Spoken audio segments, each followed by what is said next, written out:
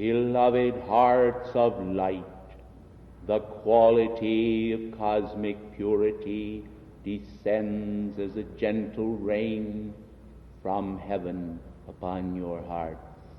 I am come this afternoon in order to anchor and deposit within the precious treasure house of being those qualities that are so divine and crystal pure that mankind in outer consciousness seldom are aware of their meaning. There is a very dim appearance of these qualities of purity represented in the calla lily and other expressions of the floral kingdom. But the true beauty and perfection of cosmic purity is in those spheres of active cosmic light where the presence of the great ascended masters and cosmic beings abides. Let me make it clear, O gentle people, that we would abide in this octave, that it is God's will that we should fellowship with you in a closer way, but by reason of the opacity and density of these spheres, it is an investment unwarranted by the great karmic board of our energy, and the energy is as though it were poured out upon the ground and spilled without purpose, and therefore we seldom speak. Some of you are aware of the fact that my energies were held behind the great cosmic door of life's perfection for a long time, and that I did not speak or release to mankind the power of the octave of heavenly purity, simply because of the impurity of mass consciousness and the few upon the planetary body who were devoted to the purity of their God design. The words of the beloved ascended Master Jesus should ring in your heart, even to the present moment. Father, forgive them, for they know not what they do. The base ignorance of human concepts, even when anchored within an intelligent mind, brings about a state of density contrasted with the realm of the angelic host and the higher octaves of life, which shows so clearly that all that is lovely and beautiful here is but a reflection of the real and seldom recognized by mankind for all that it could be and yet is not. As you gaze upon the wonders of cosmic beauty manifesting here in the floral kingdom and in nature, know, O beloved hearts, that eye indeed has not seen, nor ear heard, or even entered into the heart of man the things, the blessings, and the loveliness which God has prepared for each one of you at higher levels of consciousness. I am well aware that the power of doubt and fear has robbed human consciousness of all of the power of faith and the strength of divine virtue which mankind ought to manifest, and which the saints and sages in ages past have manifested. And therefore, by reason of human density, mankind has permitted fear to creep into their hearts together with doubt, so that even the deity himself is questioned, and the life that beats the heart of mankind is not recognized for its own great glory. The glory of life, beloved ones, is expressed in your physical bodies as well as in your mental bodies, and yet mankind so frequently do not, to use one of your own expressions, behold the forest for the trees. They gaze upon all the wonders of their being, and as a child with thumb in mouth They are amused by those conditions which are puerile and indeed immature from a spiritual and cosmic standpoint. But they are indeed unaware that this condition exists, considering that because they have attained a certain age and are possessed with a certain knowledge of life's experiences and a knowledge of the outer world of form, that they are aware of all things, and they limit themselves upon the cosmic scale, assessing themselves against a pattern of imperfection and impurity, while above, in higher octaves, the perfection of life moves all onward into that infinitude of cosmic purpose which is the God design of every life stream, in which God intends every life stream to manifest. O precious hearts of light, do not lament the conditions of the outer world and all of its impurity.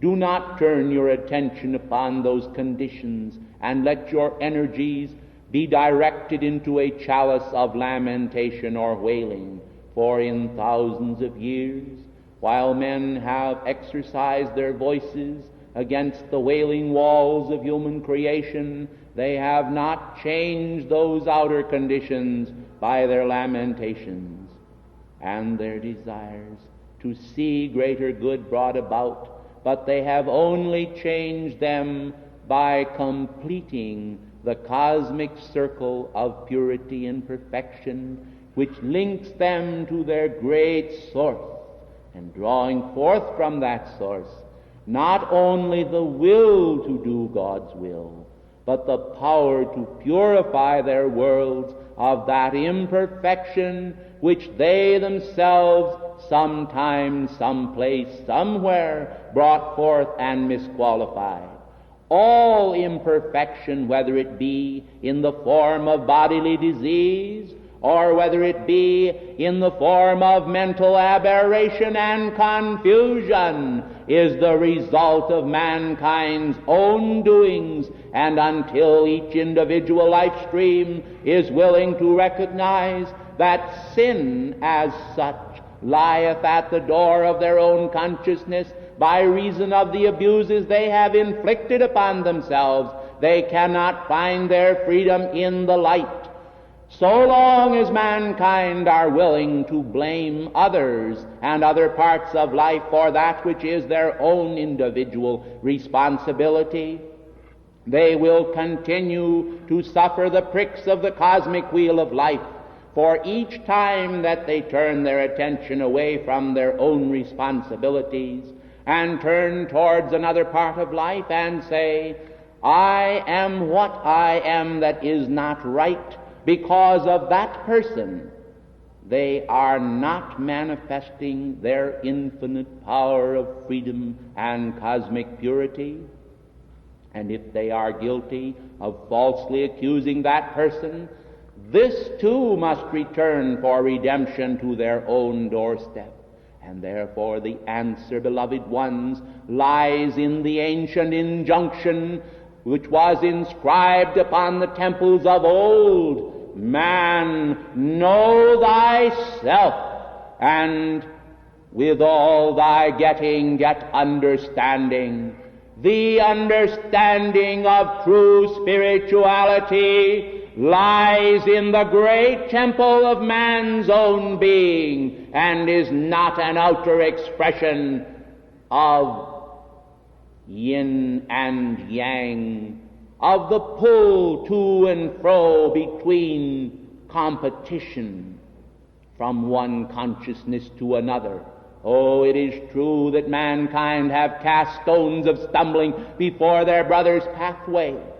They have plaited crowns of thorns and placed them upon the brow, not only of the virtuous, but of men and women who were not virtuous. And Barabbas was crucified beside the Christ, in one sense of the word. For you see, beloved ones, although they let him go free, the great karmic law did not.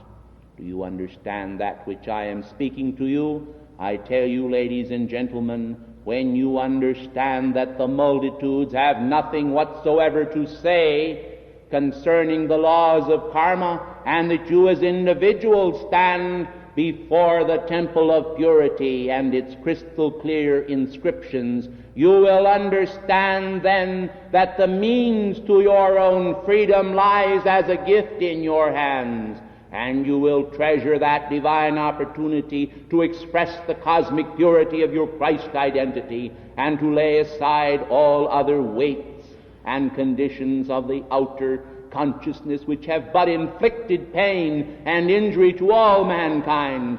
I am the goddess of purity, and it is my desire to see established in this beautiful temple of light which abides over the atmosphere of San Francisco the crystal clear chalice of cosmic virtue, that all may bathe in it as a cosmic lave of light and know the meaning of crystal clear purity, which is an expression of the divine and is the clarion call that invokes in the heart of mankind an awareness of the great power of God and His invincible law of immortality and perfection.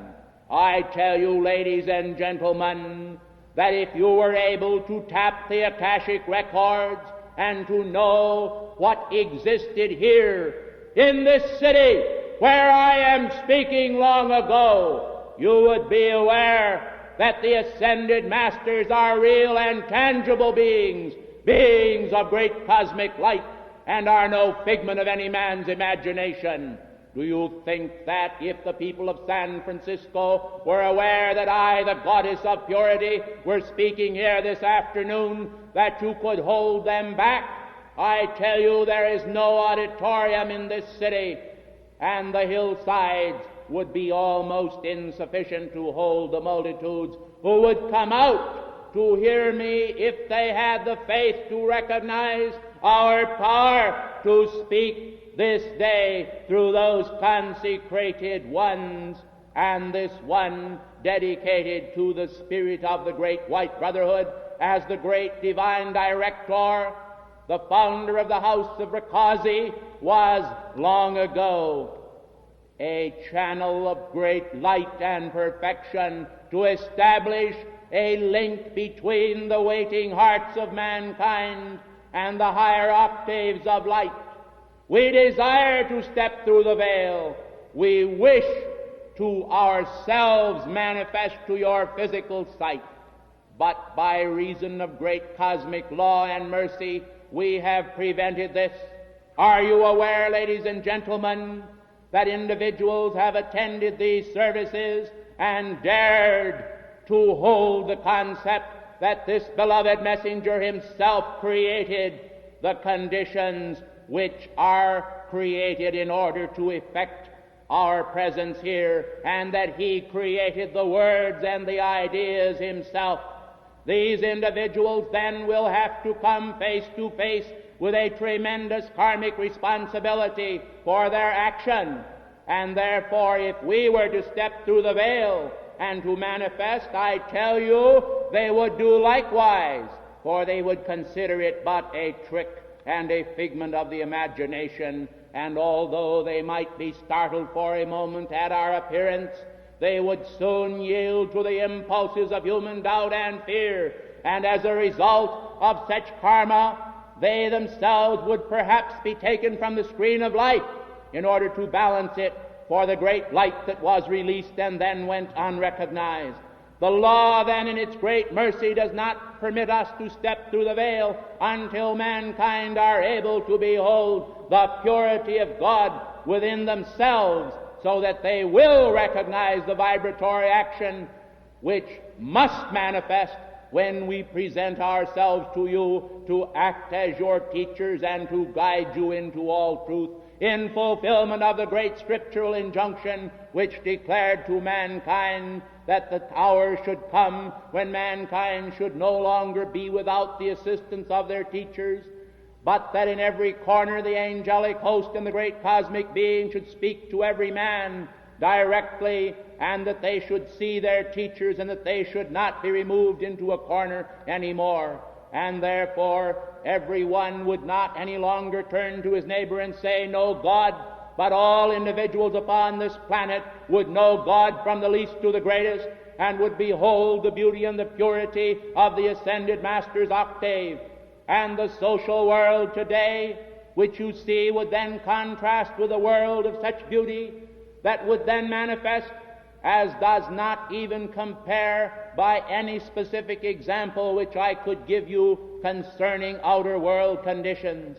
There is no example, for the sun itself in its brilliance does not reflect the glory that is reflected in the power of the sun of cosmic purity as it manifests its glory in this blessed universe.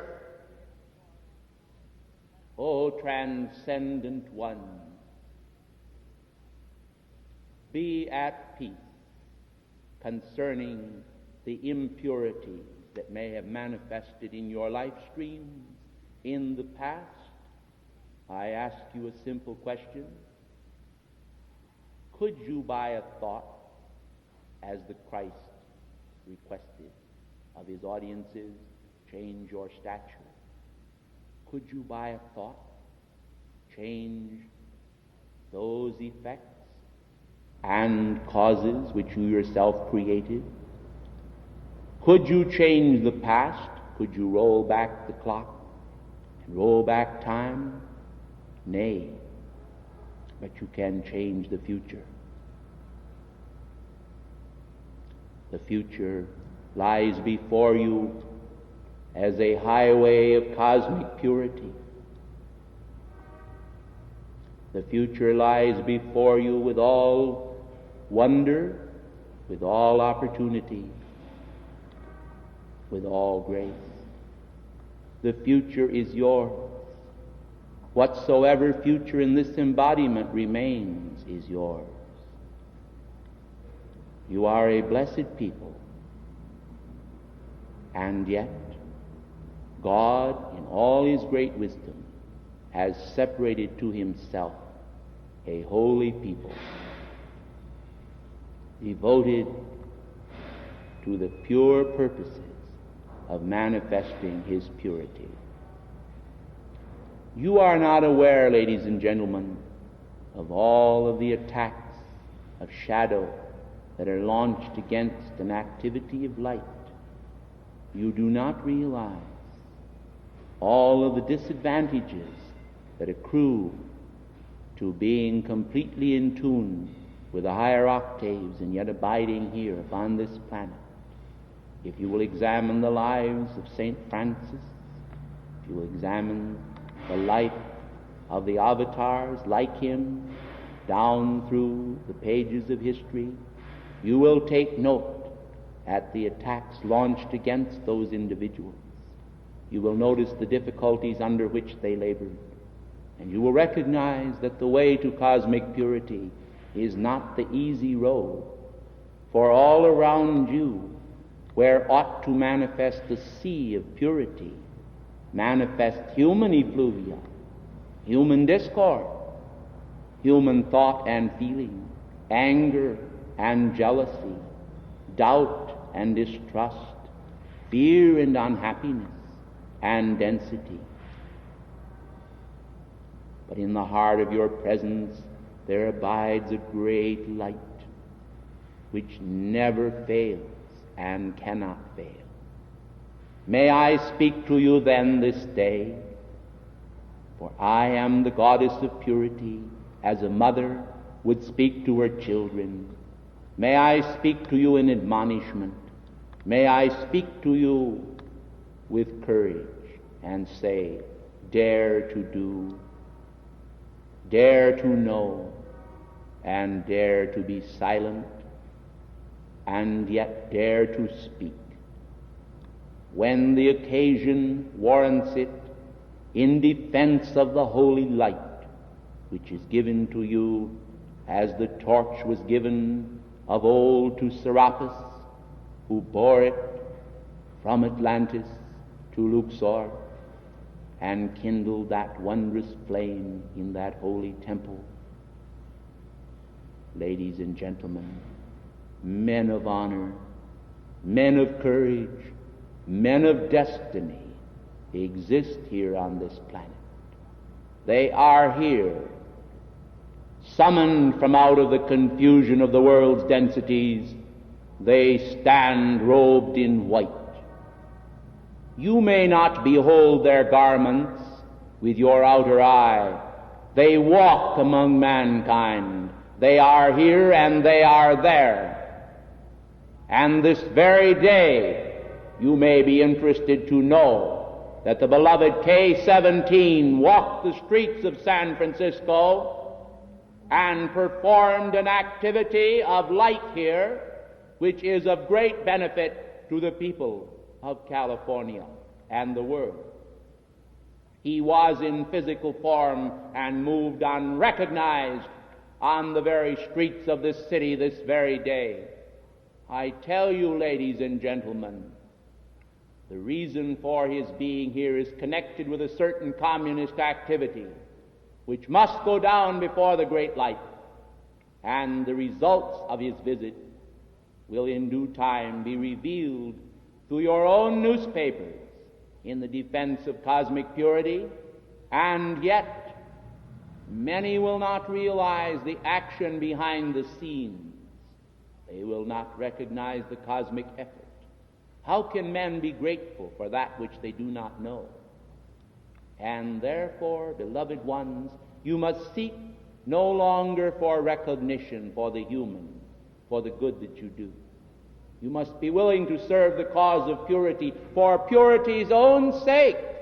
You must be willing to exert your own efforts on behalf of divinity, to be a light before mankind as the living Christ, to manifest the purity and perfection of your being, because it is truth and it is a light in the night of human consciousness. It is a beam of hope, a beacon of achievement. All of this you must be willing to do. O precious life stream, with what glory shall I come other than the glory of cosmic purity?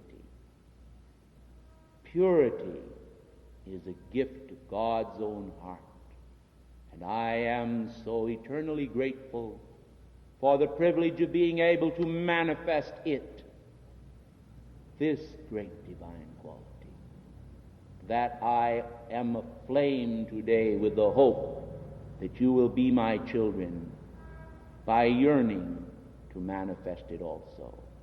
God is no respecter of men's persons, desiring to bestow equally upon all his gifts and graces.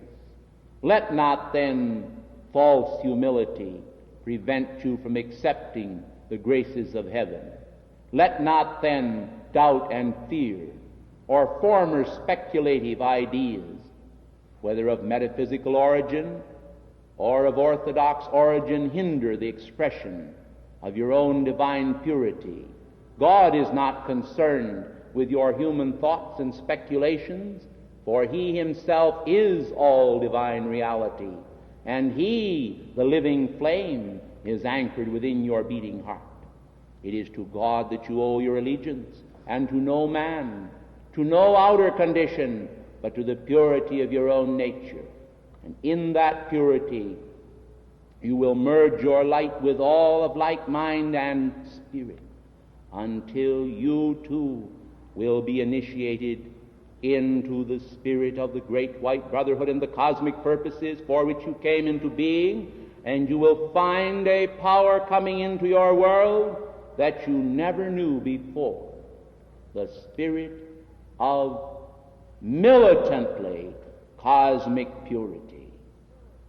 Ladies and gentlemen, I urge you not to identify this term with outer world military action. I am referring to vigilance concerning the holy causes of heaven, a crusade for righteousness and truth.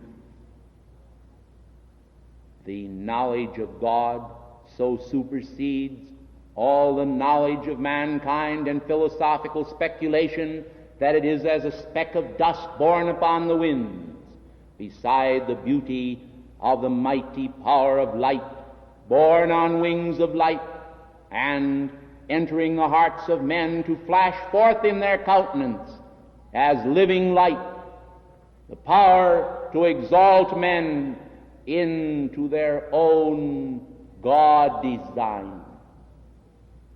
What God hath wrought is the creation of noble souls. All men are created equal, uttered by Lincoln, would stir the hearts of men.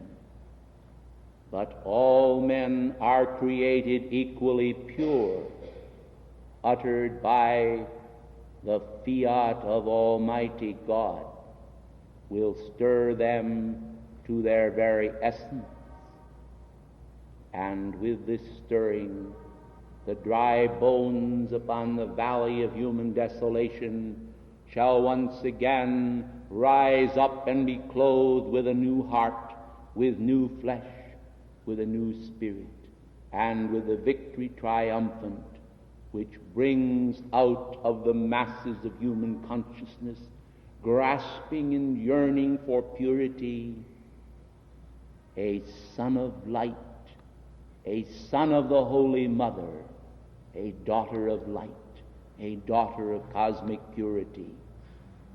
And noble men and women step from the stage of life with the cosmic cue to rise in the victory of their own ascension and join the higher octaves of the ascended masters, no longer subject to human density and the opacity and discord which has manifested far too long. And then at that hour the last trump has sounded, and death no longer hath any power over that one, and there no longer is in the temple of their being any night there, for the Lord God is the light of that celestial city of their cosmic identity, and all tears are wiped away from their eyes, and the crystal clear purity of God flows forth to the world as an ever victorious fountain, surging, surging, surging through the cosmic ethers.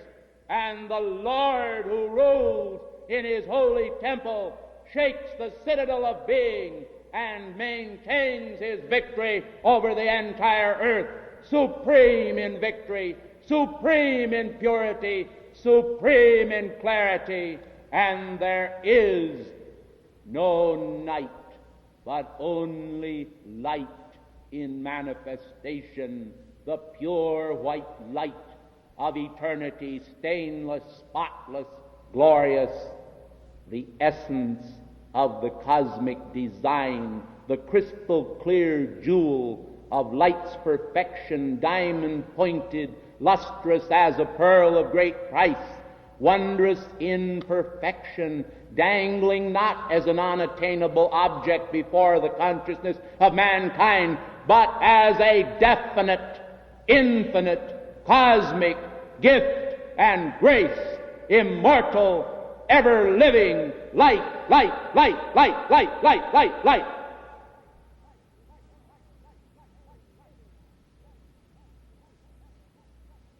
Thank you, ladies and gentlemen. I bid you in God's holy name, I am a wondrous and blessed good afternoon.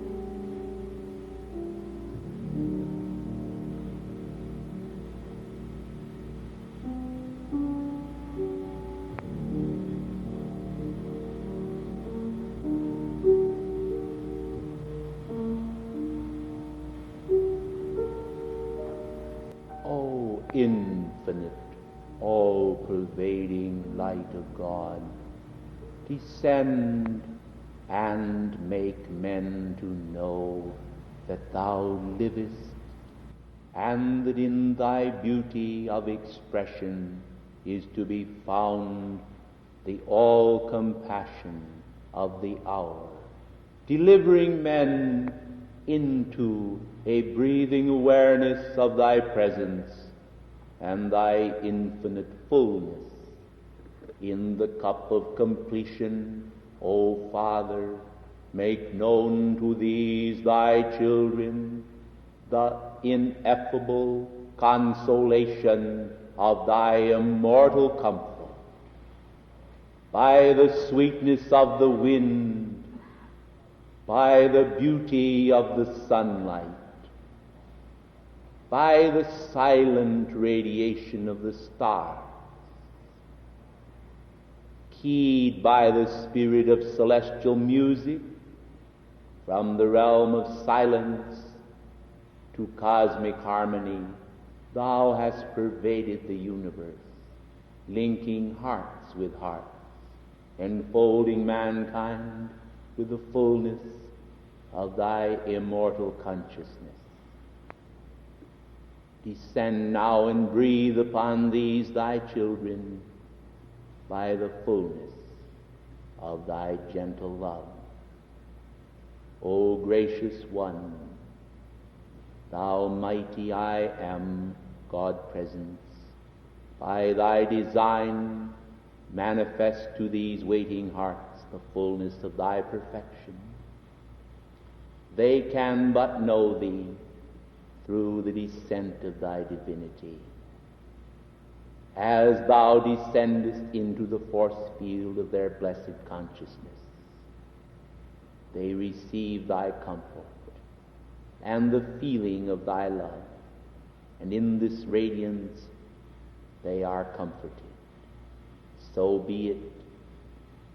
Extend then to them a hand of infinite fellowship with thy celestial wonders. Let them in their present state, worthy or unworthy, O Father, enter into that all-knowing mind.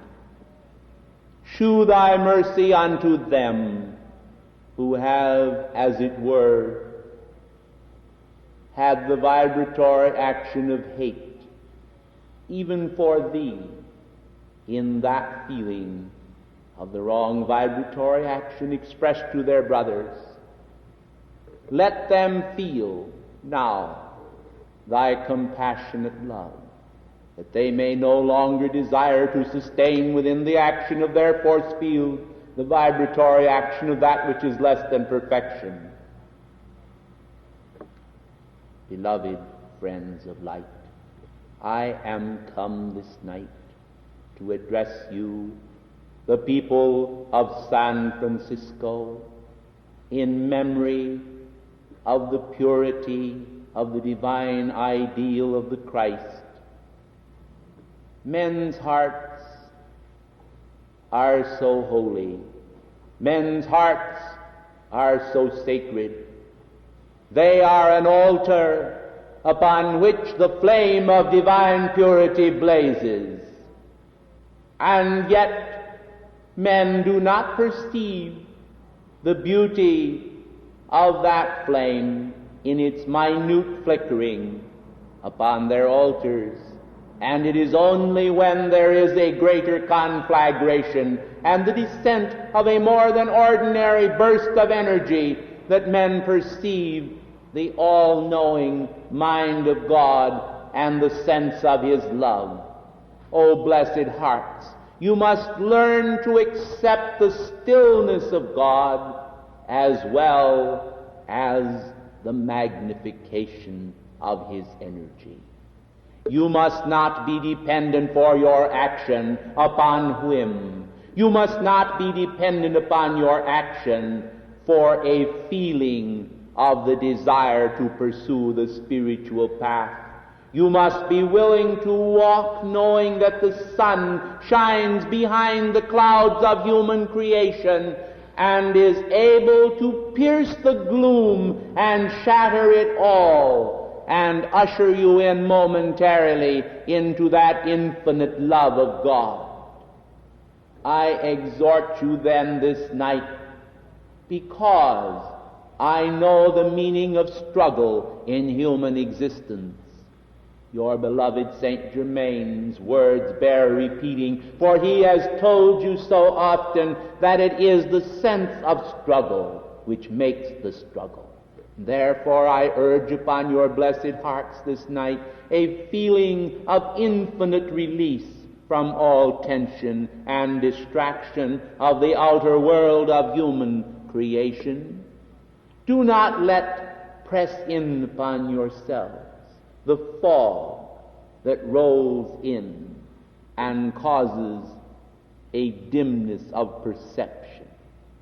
Rather, recognize that the light within your heart possesses the power of a searchlight to penetrate all gloom, all appearance of shadow, and bring to your blessed consciousnesses all of the loveliness that is the springtime of divine revelation. How frequently in the winter seasons of your life, blessed ones, have you gazed upon the frozen brooks, waters no longer murmuring, birds no longer singing with the melody of springtime, flowers no longer in existence but frozen and cold, lying beneath a mantle of snow, and wondered whether spring would come again. This is so akin to the feeling men sometimes have in the long depths of night when embracing a life and death struggle with some specific problem. O blessed hearts of light, it is never necessary to struggle, and yet mankind, by reason of a force of habit, seem to pursue the idea of struggle. How much good, blessed ones, do you think is ever achieved by human struggle and the desire to force an experience which life is bringing to you for transmutation into a channel which is not to God's choosing?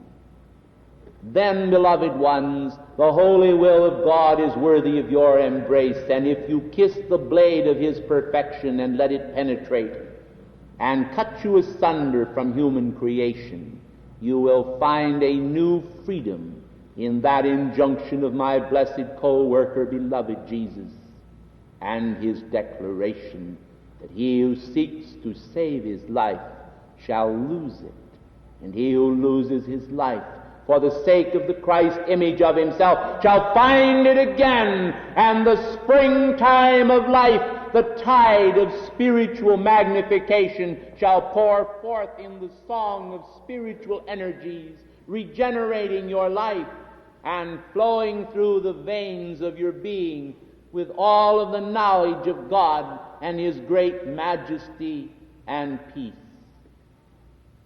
Beloved one, every aspect of beauty is yours and not to be denied you. Every blessing of heaven is yours. All of the ineffable sweetness of God's own designs are yours for the asking, and mankind, by reason of encompassing themselves round about with doubt and fear, wear garments of a rough cast, and yet they are not monks, they are not sisters of mercy, they are not embracing the divine design of their being, but they are accepting a pittance and a beggar's garment when the royal robes of divine grace could rest as lightly upon their shoulders as possible, and avert for them all of human despair by accepting those conditions which they cannot change, and understanding that most conditions can be changed, and having the Christ discrimination to know the difference between those things that can be changed and those things which cannot. As mankind will rest the gentle perception of their being upon their holy Christ self, remembering the words of the Christ, "My burden is light," they will enter a spiritual status whereby the angels will whisper momentarily into their ears, "Go this way, go that way." As a beautiful white steed is led by the gentle hand of a skillful rider, so mankind will be turned aside from every dangerous path upon the road up the mountain of life, and comfort will replace despair and discord. I know, for I have trod the road of the lonely one. I have braved my family's own censor. I have faced the folly of human creation, for there was a time when I was embodied as St. Francis that I felt the lust of youth and the desire to pursue a life contemporary to the times in pleasing the flesh and the light that was in the eyes of mankind, in preference to the single vision of divine perfection.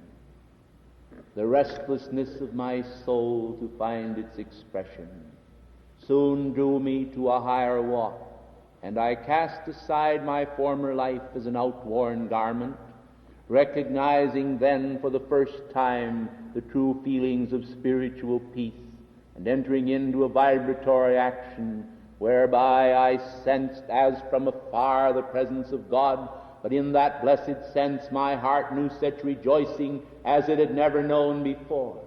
And although my physical form endured great hardship, and I was sometimes inwardly to a point of despair, never for a moment did I regret within the fastness of my being the stand which I took at Assisi, and which I took with a full consciousness of the responsibility of the moment. I know that those who are here this night have also braved in many cases human censure and the unreasoning aspects of blind emotionalism on the part of family and friends who do not understand that you have taken a stand for the light, but fear lest you have actually reached a precarious position whereby you may be cast aside and dashed down the precipice of being into a pit of brimstone.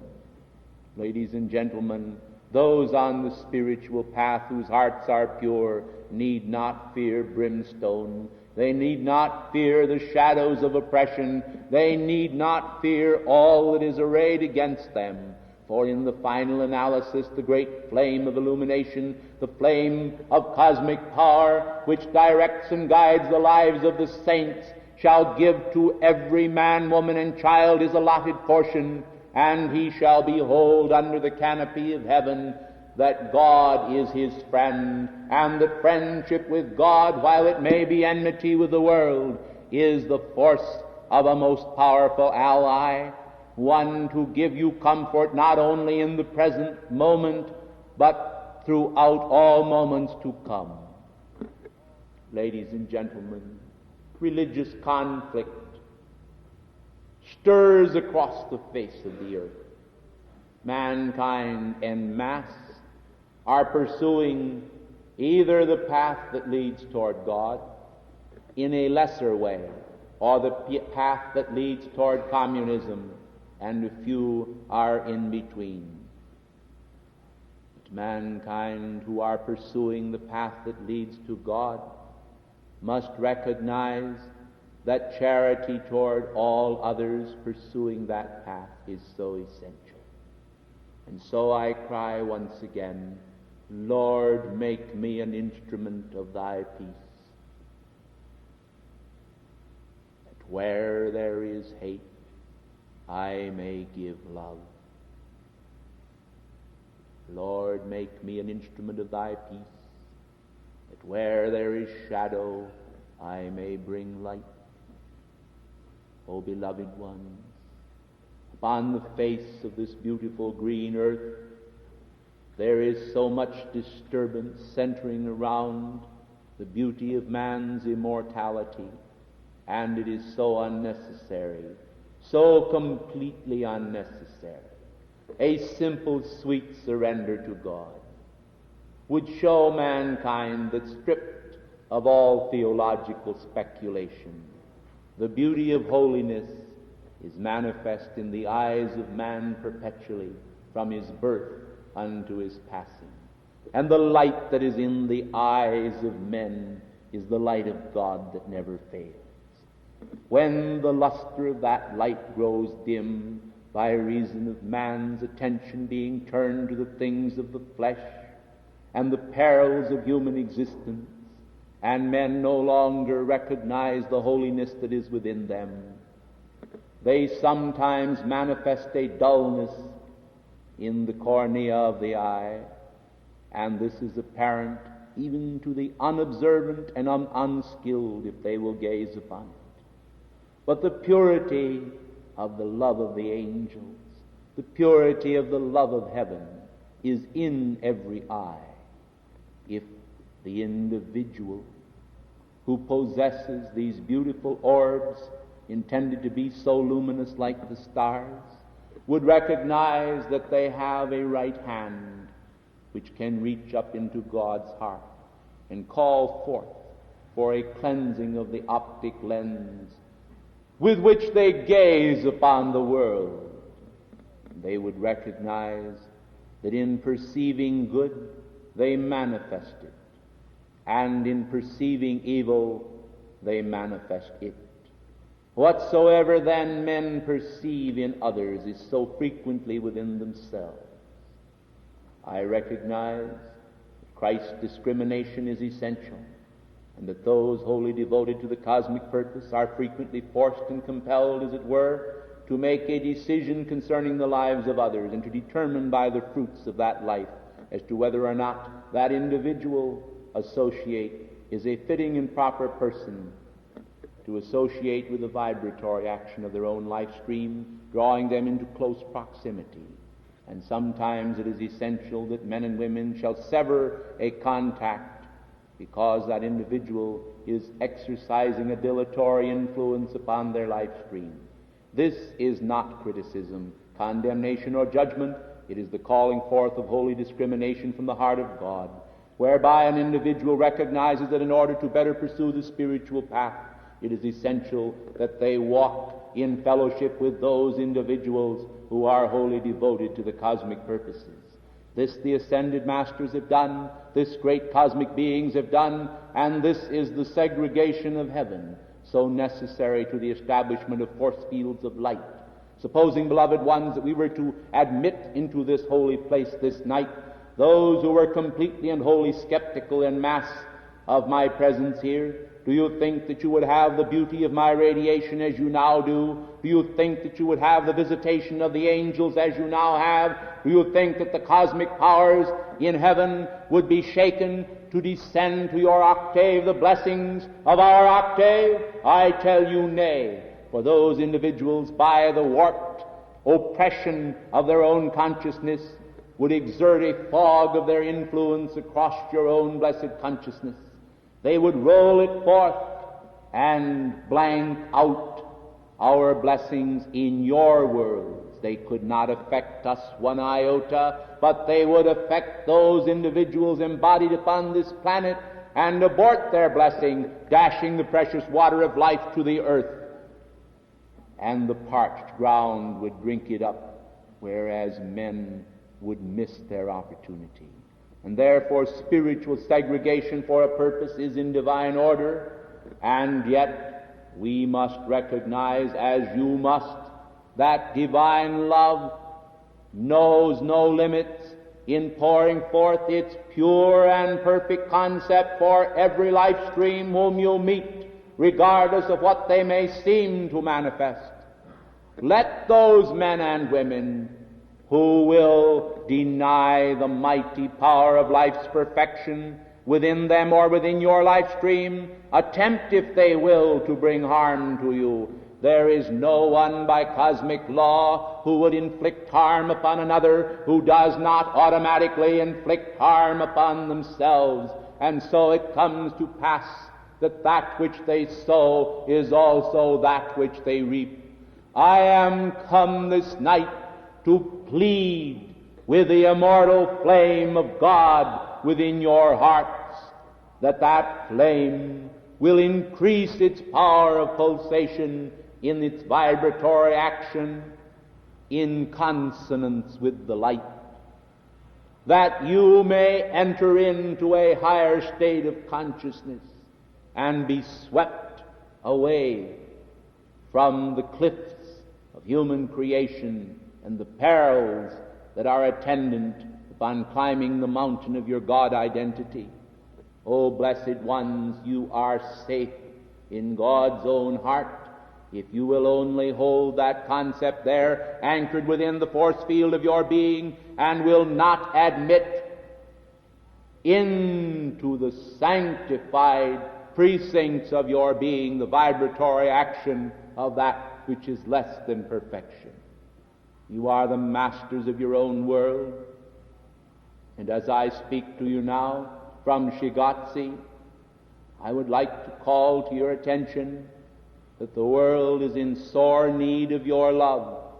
It does not need your censure or your feelings of bitterness concerning all of its own evil condition. It needs a release of great mercy and love. I think that if you will speculate by divine light upon my words after I have ceased to speak, you will recognize the delicate razor's edge balance of that which I have declared to you tonight, desiring to see you manifest the fruits of perfect balance and justice in all that you do. You cannot equate these conditions, beloved ones, with human reason. They must ever be the result of the application of your hearts and minds to the heart of your own divine presence, until such love flows forth from your being as to sweep aside all else in its victory of perfection and its purification of your octave by the power of light. May I, in taking leave of you, bestow upon you a privilege.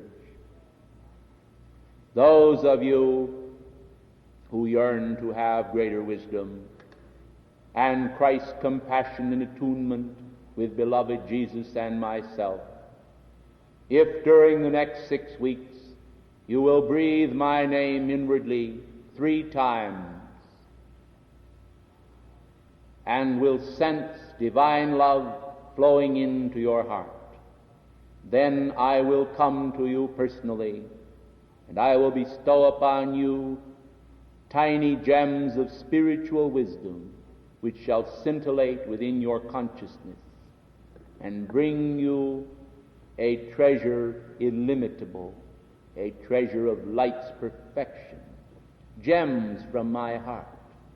I shall expect, though, for each such treasure invoked, the manifestation of proper use, whereby you shall use these treasures for the upliftment of mankind, bearing in mind that when you attain your own ascension in the light, it may be the desire of your heart, as it is my desire, to assist those life streams yet bound by human delusion to find their own God freedom, that they too may rise into that great ineffable light of cosmic purity and the celestial joy of the angelic host. Ladies and gentlemen, in God's holy name and by the gentle ministrations of the Holy Spirit, may I bestow upon you now the radiance of my blessing. May the golden flame of illumination from your hearts be magnified within your auric fields, and may you have an understanding of unspeakable words which it is not lawful for man to utter. May you be caught up into the third heaven of consciousness. until that which you receive is so deep that your holy Christ self alone may unravel the secret imparted. And then may that holy wisdom of your blessed Christ selves impart to your own blessed being those precious whispers which shall guide you in every moment of trial and turn you the right way into the path that leads to the highway celestial and the perfection of winning your victory and your ascension into cosmic Christ peace. Lo, I am come. Lo, God has come. Lo, you have come to the very heart of God's wondrous love. This love can only exalt the benign within you. This love can only call you home and bring you His peace, the kiss of the angels, and the gentleness that will make of you cosmic diplomats upon the world scene. Ladies and gentlemen, may I graciously thank you for your attention and bid you a gentle good evening.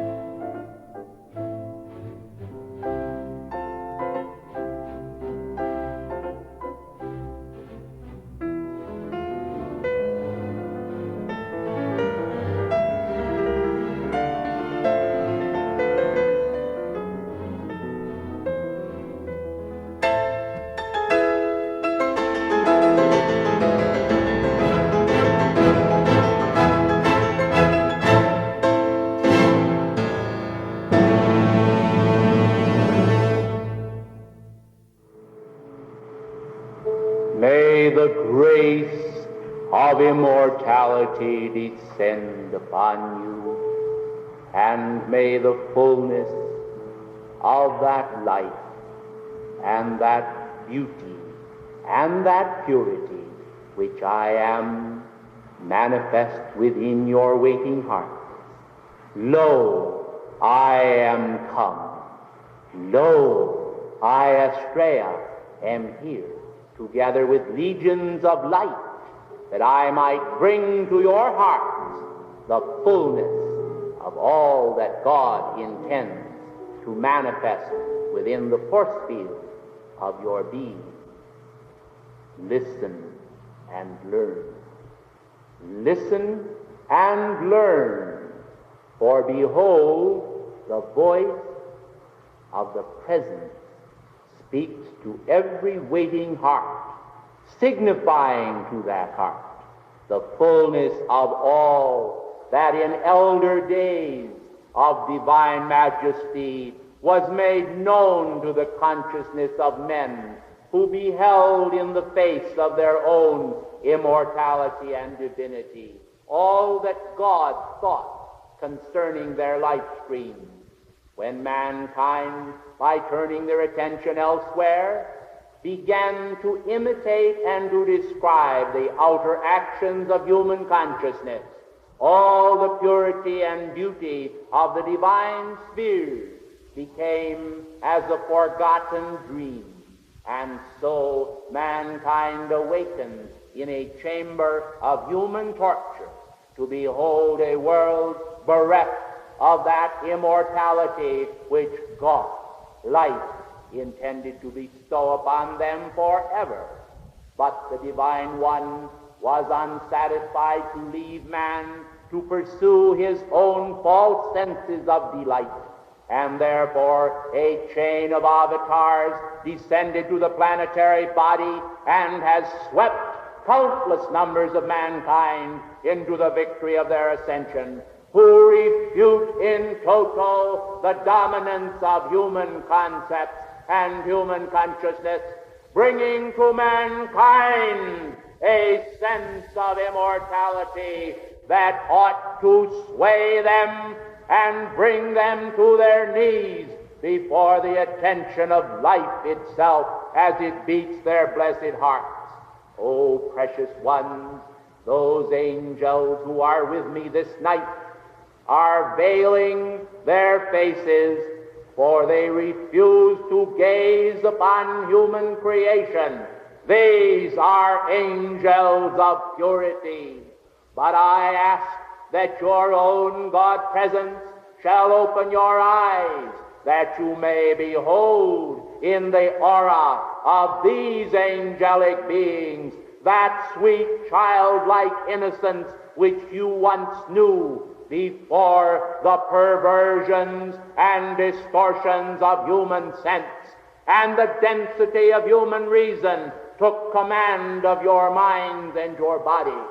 I am come tonight not only to set the people of San Francisco free, but to set the people of this planetary body free, that mankind may know that a mandate from the heart of God has issued forth, decreed by precious life streams upon this planet who have not been content to suffer the inflictions of human density and the impositions of human thought and feeling upon their life streams. Oh, beloved ones, the hour of emancipation is at hand. Yea, it is at the very door. But the diligence of mankind is necessary, and the attention of mankind is necessary upon their great God sorts, if that beautiful state of cosmic Eden is to once again manifest in the glorious golden age now dawning. O beloved ones of the light, I now lock my cosmic circle and my sword of blue flame around the cause and core of mankind's distress, up and around all political intrigue and deceit, which has kept the people of this great nation bound in a series of infamous and infamously perpetrated hoaxes upon them, which has not been the result of cosmic justice, but the result of man's greed. I tell you, ladies and gentlemen, that when the mighty light of God is set free from human imposition within mankind, so that the light that is within them may shine forth to meet the light that is without, then there will come about a rending of the veil in the temple of mankind's being, and those forces which have enslaved mankind far too long will no longer be able to hold domination over human consciousness, and mankind will quickly arise to a status of their divinity. There are here those who have long desired to see the lion lay down with the lamb, and to see the purity of the God estate restored to the planetary body. Well, this does not happen by chance, beloved ones, but by a forthright action of mankind's will, the willingness to harness your precious energies and to determine within the force field of your own individual identities that you are able to manifest that which God intends. When you, beloved ones, will acknowledge the power of your own God perfection, the perfection of your great source, to take its dominion within your being, then there will come about a freeing action which will dissolve all of the density of human creation locked within the cells of your being, and you will find the winds of freedom will penetrate by the power of the Holy Spirit your precious consciousness. Your bodies will become light. And I tell you, they will not only be light as a feather, but they will be as brilliant as the sun in its shining. For you are children of the sun, and you came forth from the sun to manifest the purity of that blessed spiritual body and to know the perfection of life. When mankind then recognize that I am a cosmic being that am speaking to you here, and that this mortal form is but a veil through which I speak, you will realize that I am exhorting the people of San Francisco to recognize that there is no power but God, and that God is the only power that can act, and that when God acts, mankind will have a new sense of freedom, a spirit of cosmic harmony, of cosmic music will pervade mankind's consciousness, and all that dissonance and discord which is of the outer spheres of action will cease. When that action ceases, it shall come to pass that the governments of the world shall outpicture the purity which was once outpictured upon Atlantis and Lemuria long ago before the fall. Mankind then would do ever so well to recognize that in the attention to their own mighty I Am presence, their freedom manifests, and it does not manifest by putting attention upon human consciousness. Too long has the mankind of earth gazed upon one another as upon a gazing stock, and they have desired to find some curious quality manifesting in their fellow men.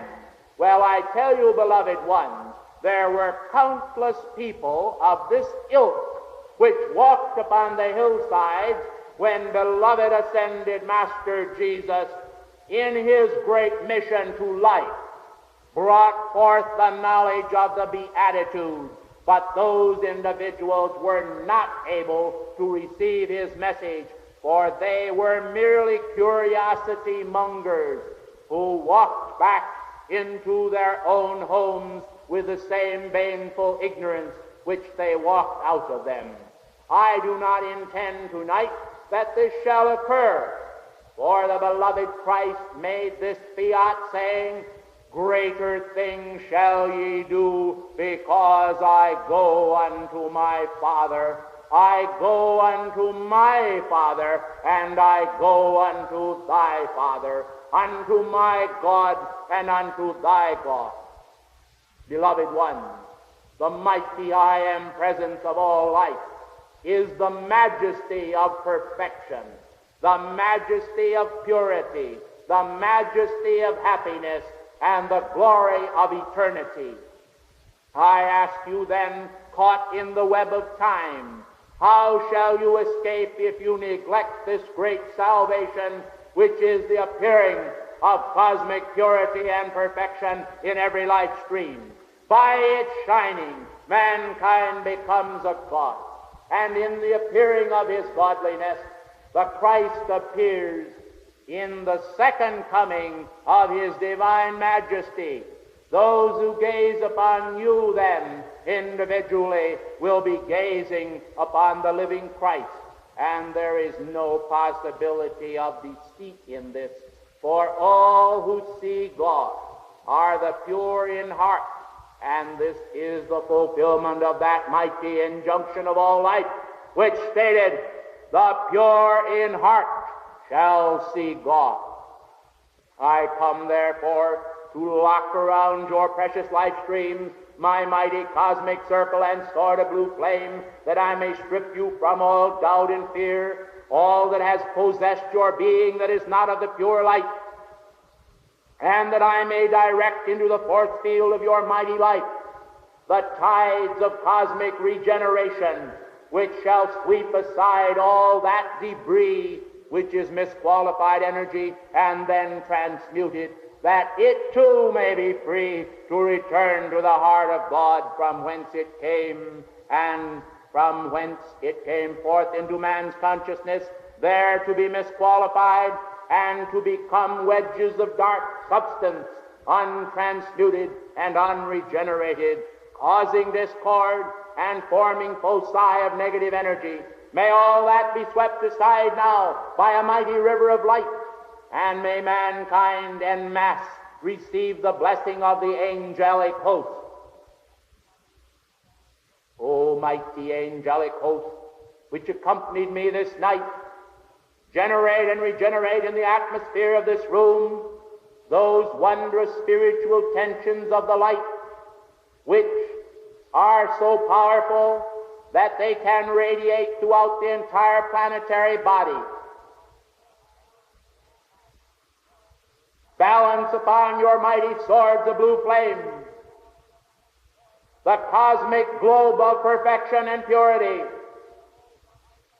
Take this wondrous light of God that never fails, which is the purity of God, and blaze it forth, hurling it forth this night everywhere upon the planetary body, and stimulating within the force fields of men's consciousness that childlike and sweet simplicity which bows before the divine majesty, to acknowledge that in purity there is humility, that in purity there is life, that in purity there is love, that in purity there is the power of cosmic creation, that in purity there is the sentient mind of God acting to produce every God quality which will restore to mankind the virtue which he once knew before the fall of man.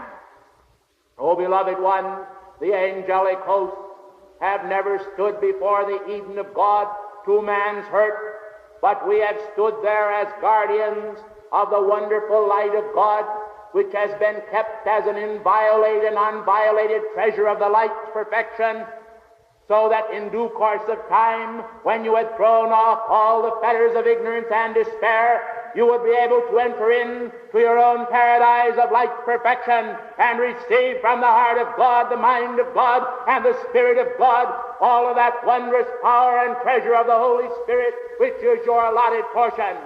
I am come this night then to quicken within the force field of your being the wondrous pulsations of the cosmic light and the power of the Holy Spirit, for accompanying me with gentle and sweet simplicity is our Lord the Mahachohan, to flood forth into the atmosphere of this room all of his blessings and the blessings of the Holy Spirit, the descending cosmic snow-white dove of light's perfection, which rested upon the Christ, saying, Behold, this is my beloved Son, in whom I am well pleased. Know ye therefore that to all here who will acknowledge the purity of their presence, the snowy white dove of the Holy Spirit stands poised, ready to enter the chalice cup of your heart, and to commune therein with you, and to let you sup with the living Christ, that immortal God presence of life, which manifested not only in beloved Jesus, but in other avatars throughout the ages, and will manifest in you, who will invite him to come in and sup with you, communing in a communion cup of God purity.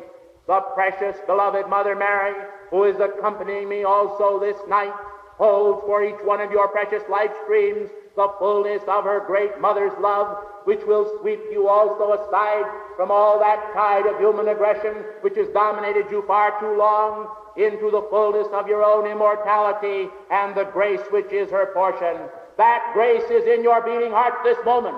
I tell you, ladies and gentlemen, you can deny it if you will, but it shall not deny you, for it is the grace that bore you over the great sea of life into beingness, into consciousness, into cosmic grace, and it is the power that shall free you for all time from every spirit of human domination and give you that immortal perfection which is your divine birthright. Ladies and gentlemen, no one can take from you this birthright except yourself, and I urge you therefore to let no human foolishness or domination of human reason or human intellectualism prevent you from accepting this great light which beats your heart and sustains the life within your being. I am about to impart to you this knowledge.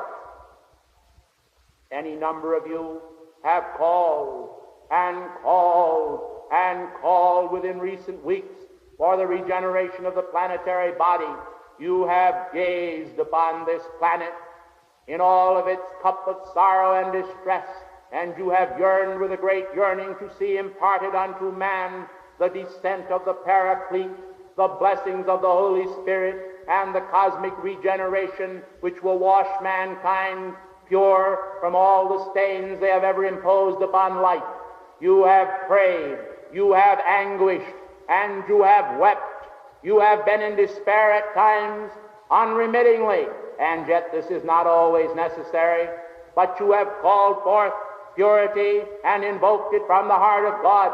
And I am come this night to assert, to seal around you the fullness of my mighty cosmic circle and sword of blue flame, that you may have the benefit of our protection and our light, and that you may never again want for any good thing connected with the spirit of cosmic purity and the power of the angels to protect your life stream from all psychic harm and disturbances which has ever been leveled against you.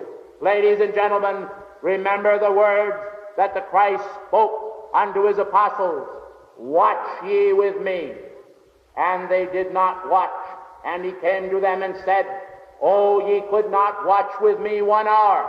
Be awake, be alert, and be alive to the truth of your own life, the purity of your own divinity, and let that divinity rise to the very summit of your life's experiences and crown them with the victory and perfection which God intends. Unless you yourself shall determine to do this, shall determine to lock my cosmic circle and sword of blue flame around you, and shall determine to lock protection from the heart of God around your being, how shall you stave off and fend off all of those disturbing forces which mankind have created and which lay in wait in the ethers to destroy the God consciousness within the human consciousness.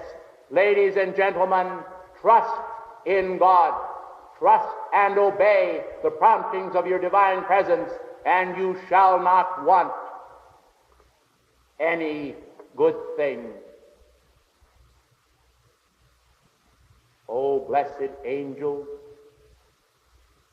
of perfection shining spheres, descend now and guard these life streams.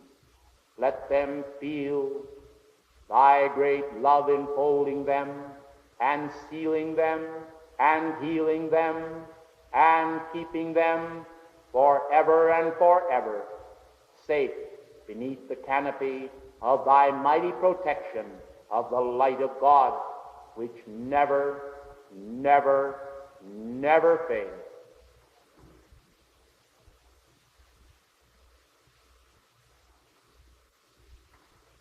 The blessings of the angelic host radiate into the force field of your gentle heart. I, Astrea, in God's holy name say, peace rests like a mantle upon you all. Peace guard you ere the word of anger be uttered or thought. Peace remains over your life streams as the radiance of the sun dancing upon the waters of your mind. Peace in Christ and God control. May the angry waves abate, and may all that is light and life and love in the sunshine of your being bless you with God happiness and seal you in the completion of your unity with all mankind in achieving victory for the planetary body. I thank you and bid you a blessed good evening.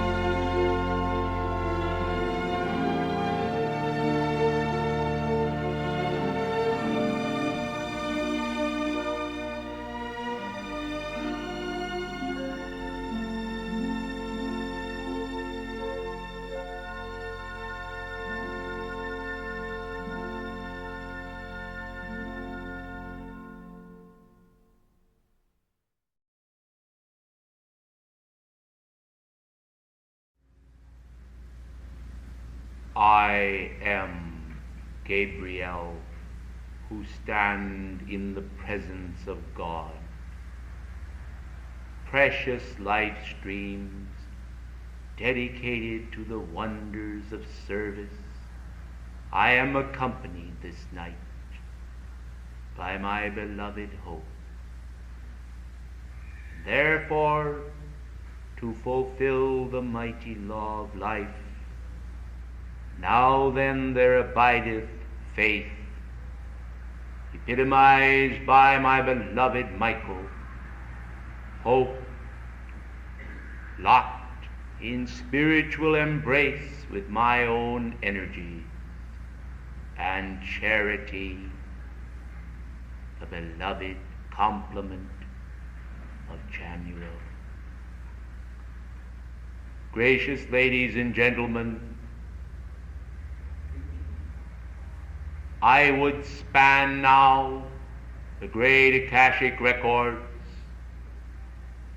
and envision once again that glorious morning when I descended through the ethers accompanied by the holy angels of my band to fan the flame of hope within the hearts of the waiting beloved disciples of the Christ by rolling away the stone from before the tomb in which his precious body lay.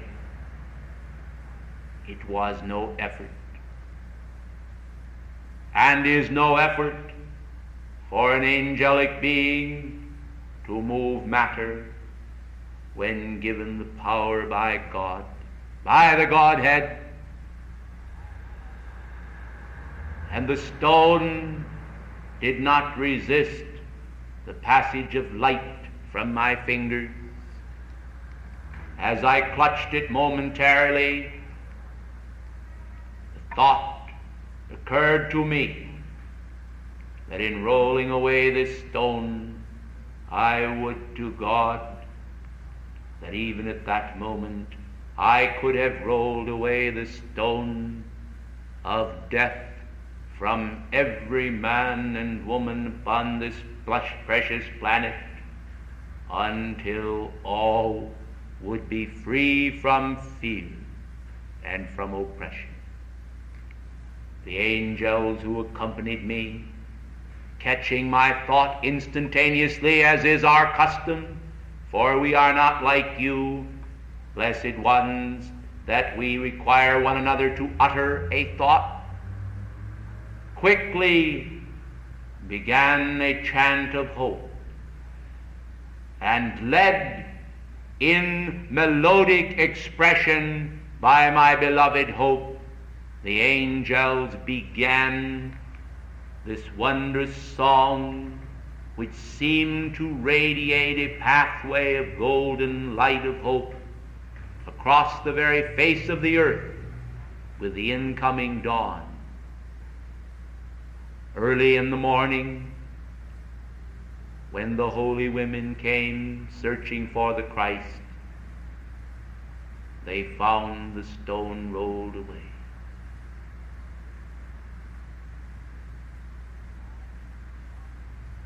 I am come tonight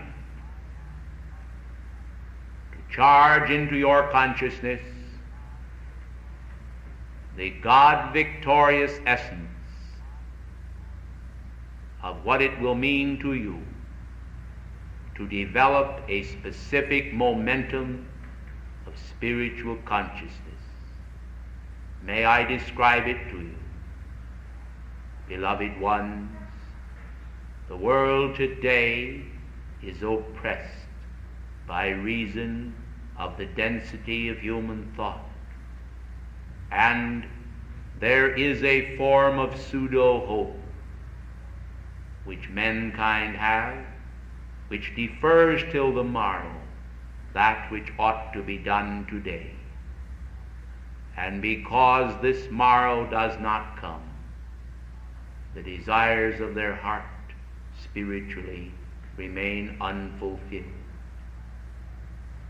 mankind are prone to think in terms of tomorrow, next week, next month, the coming year, or a coming lifetime. And so they feel complacently as though there is no need for concern, for tomorrow they will manifest their God victory. I do not wish to antagonize mankind. I do not wish to inject into their consciousness aught else but the holy flame of truth. But I would like to point out to you that there is deceit in this form of consciousness, and there is no need to wait for the morrow. Each day, beloved ones, you can, if you will, chisel out in living light the perfection you desire to express in your form. Each day, if you will, you may roll away the stone of materialism from before your consciousness and replace it by the risen Christ. I am come this night charged with the essence of the flame of resurrection to quicken and pulsate within you the flame of renewed hope, that you need not wait for countless embodiments to unroll the scroll of the passing years before your consciousness, that you do not have to wait for some specific day, but that now, if you will, you may quicken within yourselves the divine Christ activity of your holy Christ selves, coming into closer attunement with those holy Christ selves, the blessed spiritual mediatorship between your own divine God presence, until you rise in the consciousness of immortality and lay aside the concept of the possibility of death. Beloved ones, the mercies of God have permitted the human form, when racked with disease and pain, to be laid aside and folded up as a garment. But in the early days, mankind dwelled long within the temple of their lives, and translations occurred, such as with Enoch, the seventh from Adam, and others, whereby men and women did not taste of death. Beloved ones, I am the resurrection spirit of life. Within myself is the pulsating flame, the wondrous flame of the divine resurrection. I am come then to shatter in mankind's consciousness the idea that it is needful for men and women to perish. You have heard it said that it is not the will of God that any one of these little ones should perish, and I tell you, if you were able to behold at inner levels the action of the great law, you would recognize that there is no death in reality anywhere in the universe.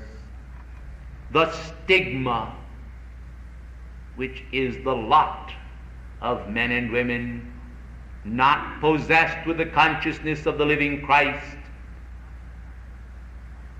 is the pain and anguish of fear.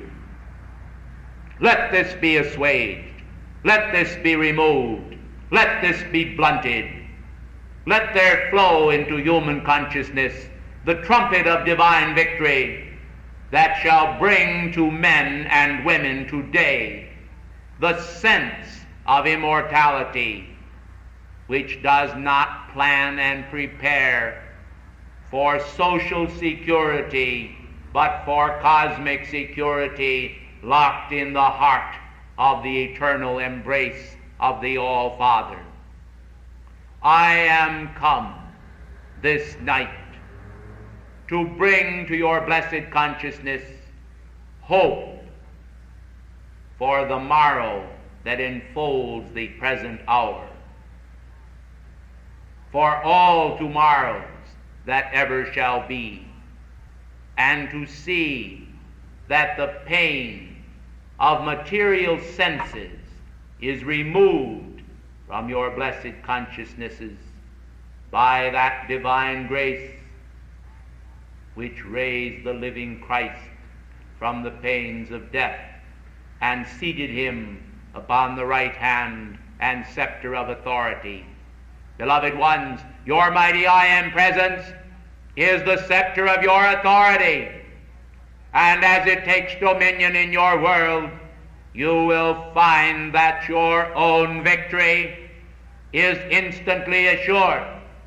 You may lay aside then all human fears and fold them up carefully as a garment.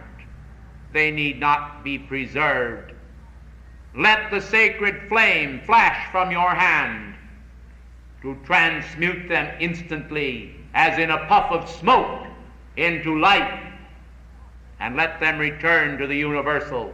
You do not require them. Holy awe and reverence for God is good and benign and purposeful, but for mankind to suffer the ravages of fear is but an action of the human elements, which in themselves can never produce perfection or sustain it.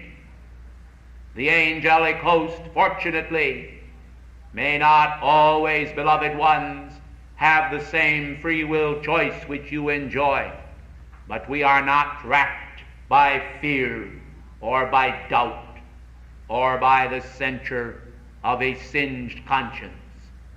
We stand complete, adoringly aware of the great and mighty tides of light emanating from the heart of creation.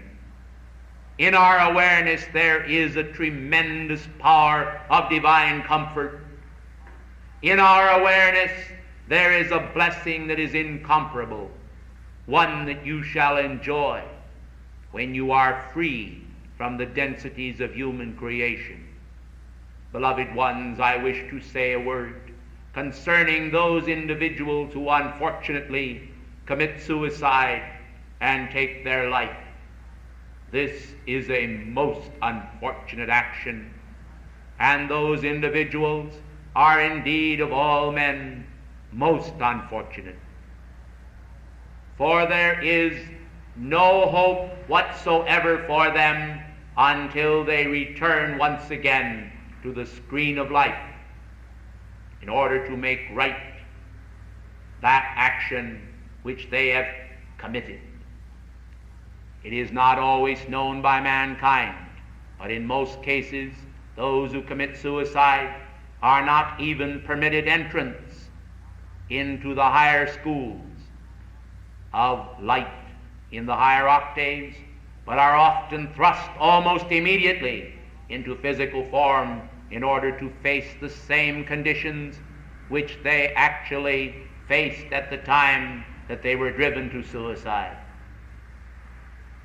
This is a fulfillment of the great law, and while it may seem very harsh to mankind, it is not nearly so harsh as the requirements of the law itself.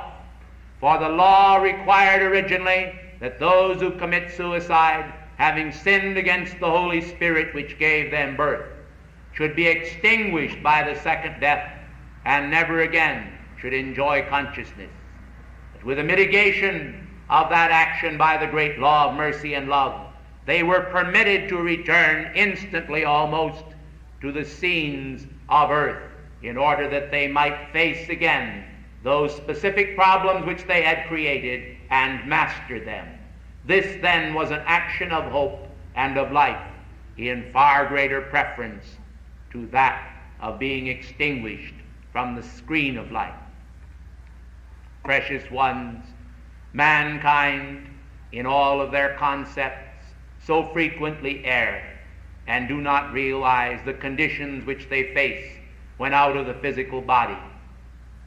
Most of you today have a very dim memory of cosmic levels of attainment. You have a dim memory of your own life between embodiments. These things are sometimes mercifully blunted so that mankind are not able to recall their previous embodiments with not only the glories but the pains thereof.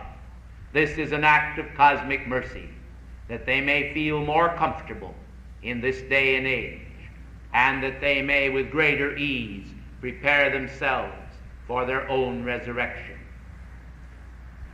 The resurrection flame is pulsating within your hearts this night, and as I am speaking to you, it is my desire to call to the angels of the resurrection from the resurrection temple in the Holy Land, that they may now take their delightful flight into the upper atmosphere of earth and wing their way to this city, in order that they may complete this phase of Saint Germain's class of the angels, intensifying within each one of you the action of the resurrection flame, that you then may receive that divine comfort and assistance from higher levels for which your hearts have called.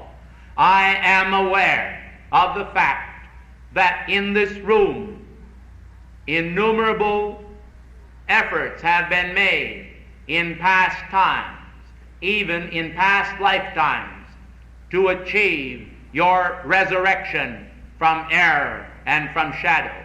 And in this embodiment, you have on numerous occasions petitioned the karmic board and your holy Christ self for assistance in relieving yourselves of those conditions of human density which you knew within your own heart was hindering your spiritual progress.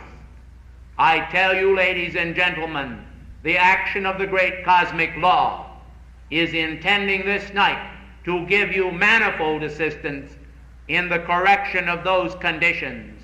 And therefore, as I make the call to the Holy Land, to our temple there, my beloved hope shall depart for a moment from this place, and with a flash of lightning pass around the circumference of this globe, to escort the angels of our band from the Holy Land, that they may flood your consciousness upon their return here with the blessings of hope and the blessings of the resurrection flame called into action by your own faithful hearts.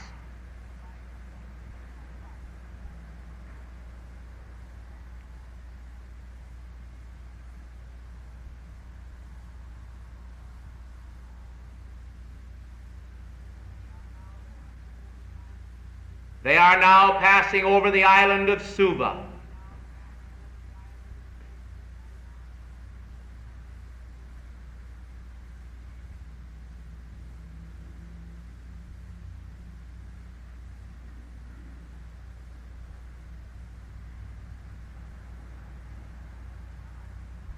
They are nearing Catalina Island.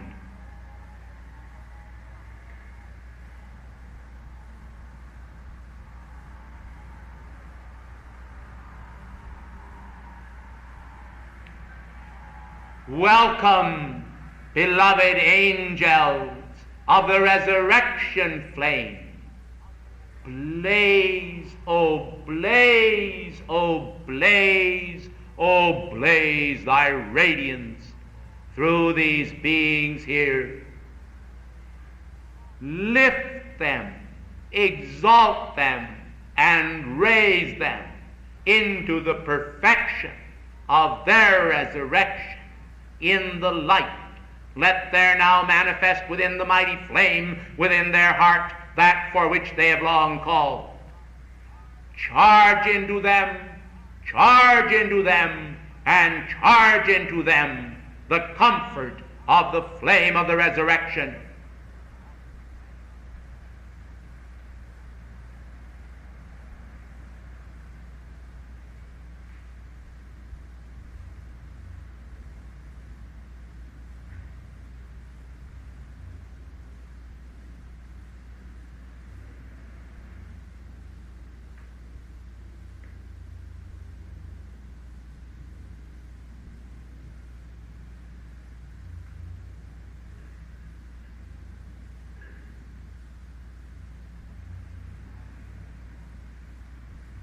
I am Gabriel, who stands in the presence of God. I repeat again, you need not wait for another day. You can, if you will, this night begin that activity of light which you desire to manifest, and there is no power in heaven and earth that would prevent it if you have the faith to receive it. Archangel Michael, my beloved brother, has given you great faith. Take it then, accept it if you will, appropriate it, make it a part of your own world, and see what the cosmic light can do for you. You may wonder, beloved ones, just exactly what has occurred here. I am going to tell you a little secret that your hearts may be comforted by it.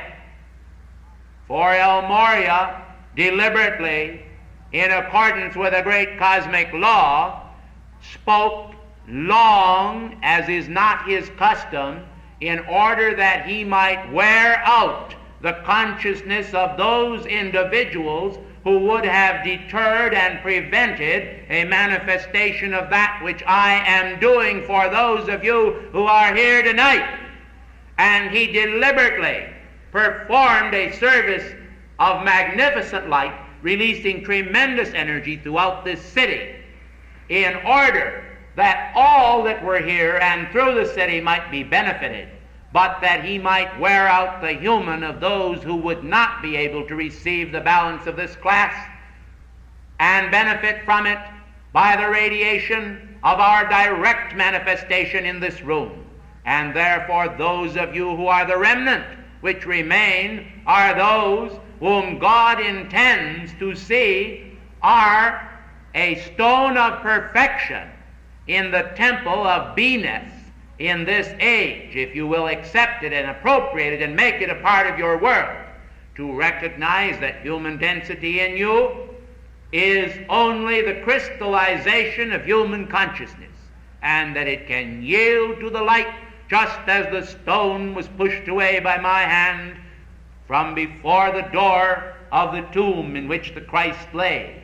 And as the tomb of materiality, which stands before the face of each of you as your own human creation and density, is rolled away, and you see within that tomb the resurrected Christ of your own holy Christ self standing above you in the ethers, radiant with all the splendor of his glory, shining the perfection of you, you will recognize that the face that you see in the mirror is not the real you at all, and that the flesh which you wear can yield to the power of your holy Christ self as a piece of marble yielded to the hand of a Michelangelo. And you can find that you are established in perfection by your holy Christ selves, being chiseled by each blessed blow, which is the chastisement of God's love upon every one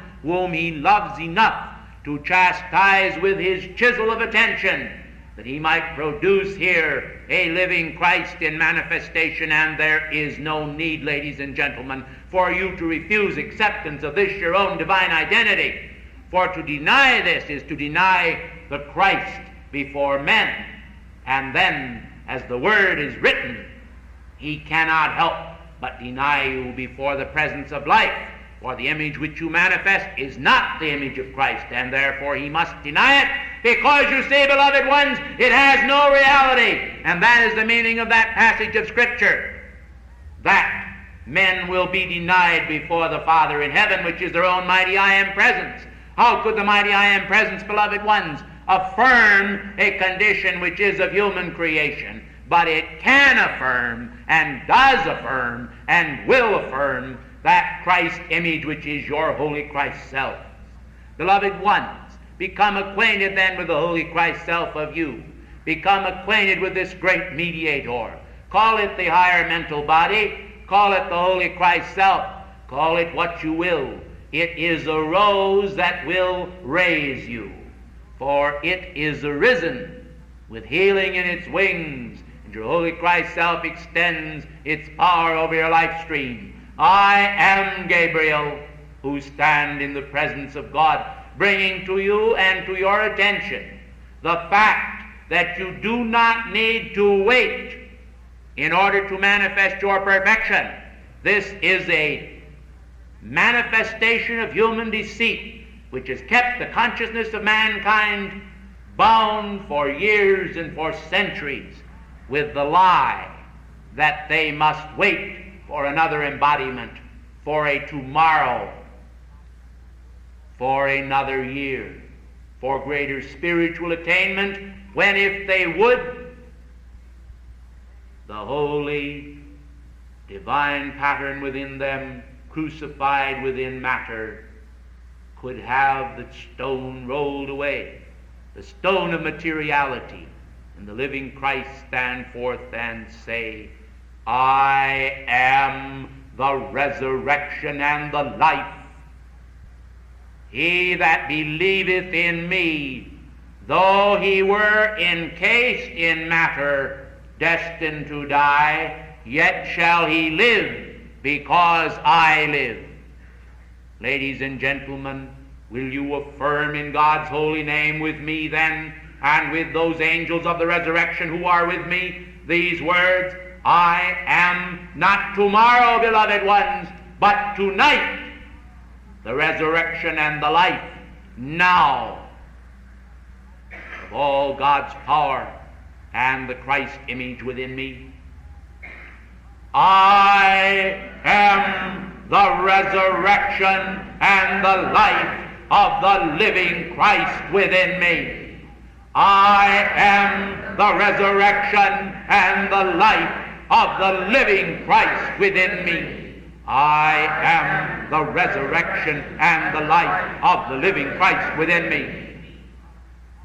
And now, beloved ones, that you may have the full charge of my energy, whether you sense it at this moment or later, I ask you, as my final blessing and the final blessing of the great white brotherhood in this class, to join hands and form a circle around this room of divine unity and unite with this messenger's hands, that you may receive the fullness of our blessing bestowed upon you at the close of this phase of the class. You will now form this circle while music is played and the elementals are permitted to enter the room to frolic with happiness and join the angels from above as the humans here below acknowledge the perfection of their own holy Christ self.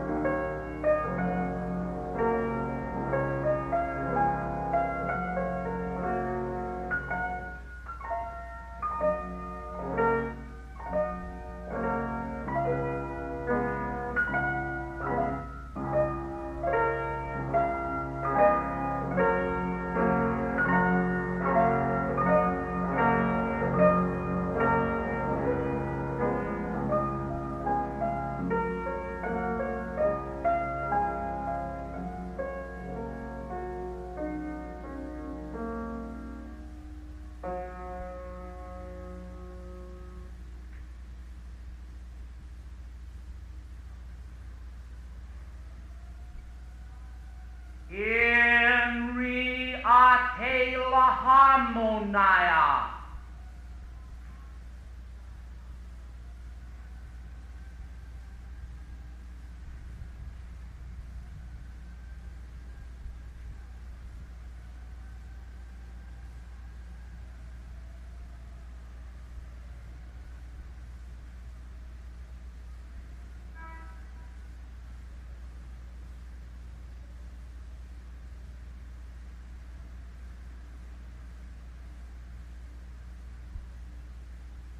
Please return to your seat.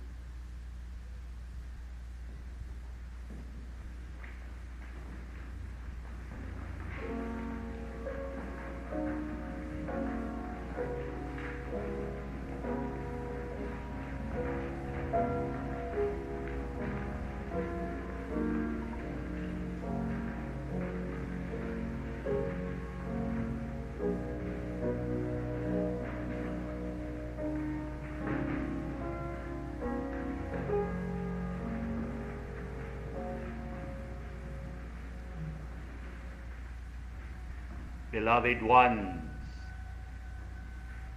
out of the great light, man came into manifestation. And with the bestowal of consciousness upon him, the battle for the achievement of the immaculate and perfect divine being begun. Victory is a word, but victory is also a being. As a word, it symbolizes to your life streams the attainment of godhood. It is no blasphemy for man to be able to say, because it is true, I am God. It is far more blasphemous for mankind to say, I am imperfect. For to be imperfect is to be ungodly. To be perfect is to be godly. To deny your God design is in itself a form of betrayal of your purpose. To affirm it by your life is to stand in the annals of the avatars, the annals of the angels, the chronology of heaven as divine beings. Our language, our power, and our glory is God's. It is not our own. We are His holy messengers. Our sole purpose is to express His will. Our sole purpose is to produce happiness and love and grace everywhere. We have no commercial designs. We do not have a physical form as you do, and yet we are able to manifest and have to mankind, appearing very solid and very dense. We are able to move away stones of material weight and substance, as well as spiritual weights of oppression. I advocate then that you now, this very precise moment, mentally, consciously, willingly, lovingly, will take all of your fears, all of your doubts, all of your doubts of your own incapacity to express God, and will let them drop from your hands. Will you clench your hands now and hold them tight as two fists, as this messenger is doing? Imagine for a moment that all of the oppressions and shadows of your world that have ever existed therein are within your hands, and that you are going to let them go. Lower these hands to your side, and now say, O Father, Almighty I am present, I shall let go of all these weights henceforth forever, and release them with the knowledge and confidence that they shall never return.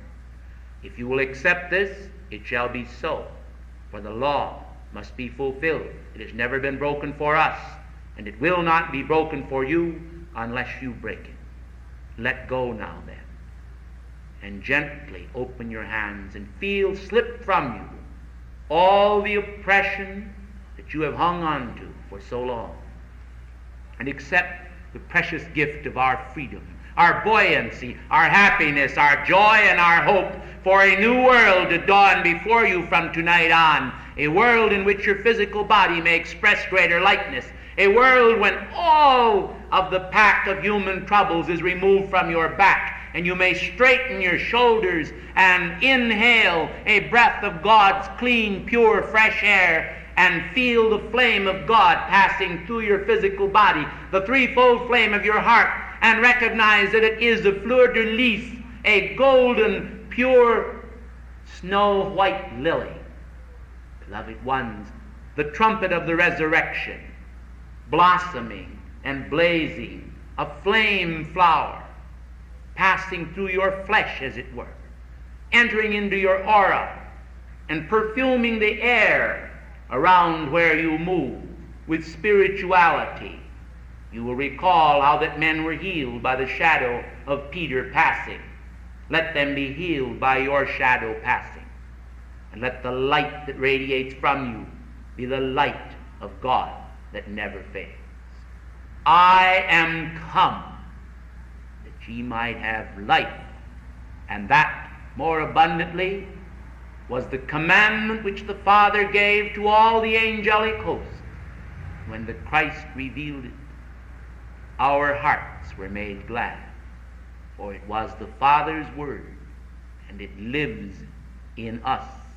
May it live in you forever, for life is not terminal, it is eternal, and there is hope and buoyancy and joy and beauty and wonder in the universe, and all the shadows are nothing.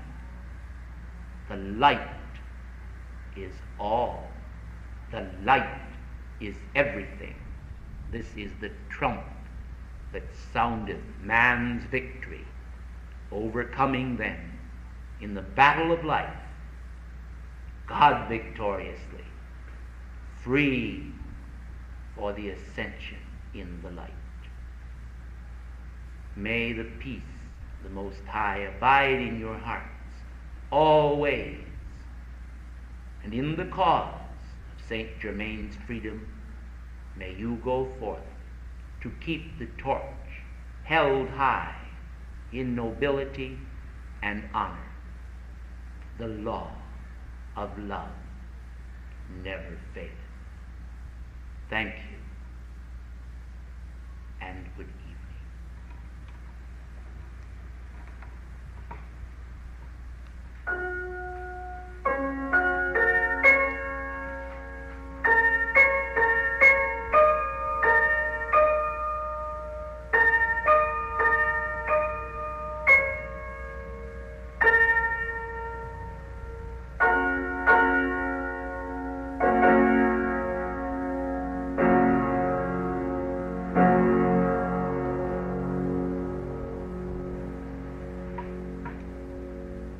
As Valmar struck this chord, I witnessed something. About 3/4 of the way back in the room, just above the exit light, a white dove appeared in the air. I don't know if anyone saw it. And its wings, it turned and disappeared right into the air as though it were entering a pocket right in the air. It was very beautiful.